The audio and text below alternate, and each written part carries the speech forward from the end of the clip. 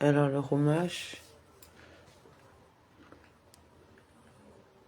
Alors mercredi 24 Elul, Nitzavim, chapitre 30. Or, quand te seront survenus tous ces événements, la bénédiction ou la malédiction que j'offre à ton choix, si tu les prends à cœur au milieu de tous ces peuples, où t'auras relégué l'Éternel ton Dieu.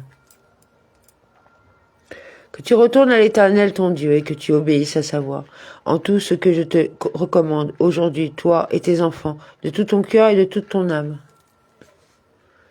L'Éternel ton Dieu, te prenant en pitié, mettra un terme à ton exil, et te rassemblera du sein des peuples parmi lesquels il t'aura dispersé. Reviendra Hachem, ton Elohim, de ta captivité. Le texte aurait dû dire, il fera revenir. Nos rabbins en ont déduit que la Shérina, s'il est permis de s'exprimer ainsi, réside avec Israël dans les souffrances de l'exil, et qu'elle s'est inscrite sa propre délivrance pour le jour où ils seront délivrés. Megillah 29a. Elle reviendra alors avec eux. On peut alors dire que le jour du rassemblement des exilés sera si grandiose et si difficile à réaliser qu'il en sera comme s'ils devaient tenir chacun par la main pour l'emporter de là où il se trouve, ainsi qu'il est écrit. Et vous serez rassemblés un à un, enfants d'Israël. Yeshaya 27:12. Et nous trouvons cela aussi à propos des exils, des autres peuples. Je ferai revenir le retour de Moab. Yéméia 48:46.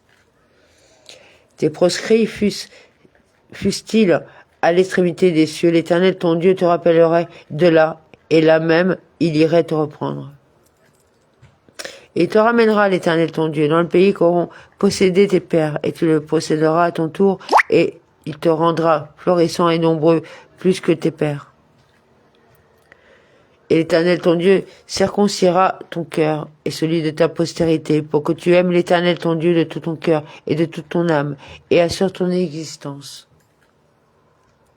Amen, ve Amen.